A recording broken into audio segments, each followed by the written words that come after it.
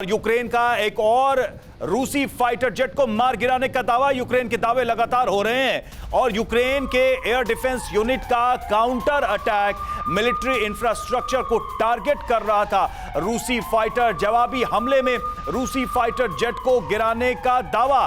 रूसी पायलट ने खुद को सुरक्षित इजेक्ट किया, ये यूक्रेन की तरफ से कहा गया। ये जो तस्वीर आप देख रहे हैं उसी जेट की तस्वीर है जो दावा किया जा रहा है यूक्रेन की तरफ से कि इसको मार गिराया गया है।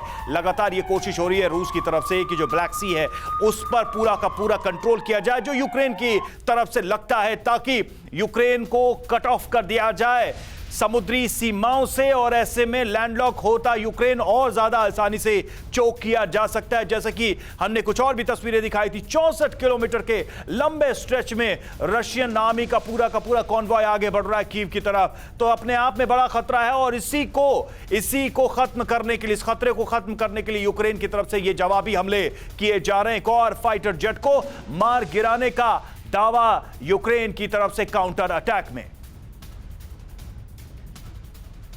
योगेश जी, ये जो बात कही जा रही है ब्लैक सी वाला, जरा इसको थोड़ा सा समझाएं आप कि ब्लैक सी का जो ये तट है जहां पर ये एक वक्त कॉन्फ्लिक्ट चल रहा है, ये कितना इंपॉर्टेंट है यूक्रेन के लिए, इसको प्रोटेक्ट करना, इसको बचाए रखना, और रूस किस रणनीति से आगे बढ़ रहा है? क्या सिर्फ और सिर्फ यूक्रेन को समुद्री सीमा से काटना मकसद है या इसके बियॉन्ड भी कुछ रूस की प्लानिंग है, पुतिन की प्लानिंग है?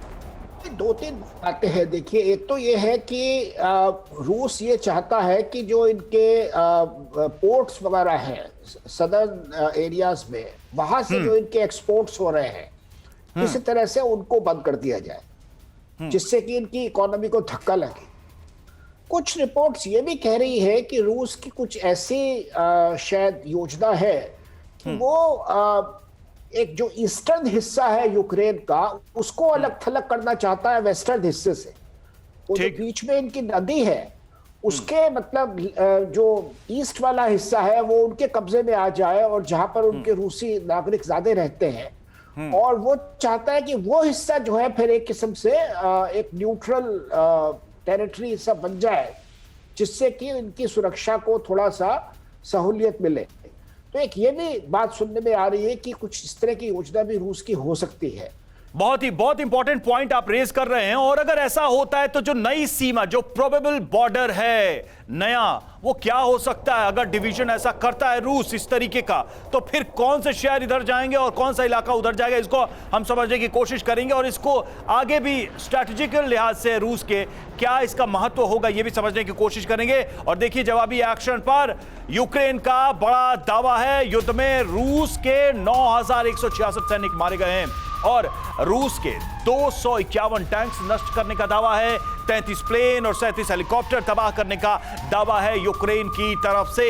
अगर ये दावे सही हैं तो रूस को बहुत बड़ा नुकसान है। हालांकि रूस ने इसका खंडन भी किया है कि ये दावे सही नहीं है, ये प्रोपेगेंडा वॉर का हिस्सा है।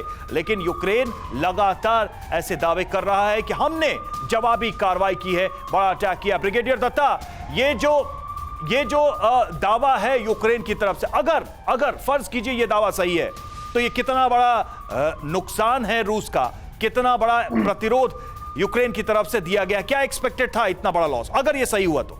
हाँ, देखिए, जिस तरह से कैजुअलिटीज हो रही हैं और कैजुअलिटीज रूस की तरफ से ज्यादा हैं, क्योंकि यूक्रेन एक डिफेंसिव वॉर में इन्वॉल्व है और यूक्रेन ने एक चीज जरूर साबित की है अपनी रणनीति से कि उसने जो रशियन आर्मी है उसको चैनलाइज किया है इन एरिया ऑफ हिज चूजिंग। उसने उसको चैनलाइज किया है बिल्ट अप एरियाज में, रिहायशी इलाकों में, जिससे कि उसकी जो कैजुअलिटीज है वो ज्यादा हो। क्योंकि देखिए, यूक्रेन को मालूम था कि वो एक नहीं, मुझे सर एक चीज बताइए जल्दी से, फिर मैं अगली ब्रेकिंग पे जाऊंगा, कि जो सप्लाई यूक्रेन को अब मिल रही है यूरोपियन कंट्रीज की तरफ से, नाटो कंट्रीज की तरफ से, युद्ध को लंबा खींचने में ये कितनी मददगार साबित होने वाली है? देखिए, काफी मदद होगी, क्योंकि जितना नुकसान यूक्रेन का होना था वो हो चुका।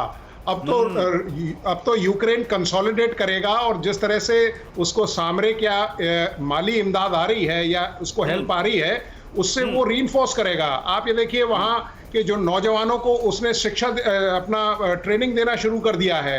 वो लोग इक्विपमेंट से फेमिलराइज करा रहे हैं अपने आप को, और जिस तरह के उसके पास मिसाइल्स और इस तरह के जो सामरिक सामग्री आ रही है, उससे उनके और जिस तरह का ठीक है, इसको हम योगेश जी से भी समझने की कोशिश करेंगे कि जब आम नागरिकों को युद्ध में इस तरह से उतारते हैं तो फिर ये लड़ाई किस तरह की बन जाती है और आक्रमणकारी सेना के लिए कितना बड़ा चैलेंज होता है।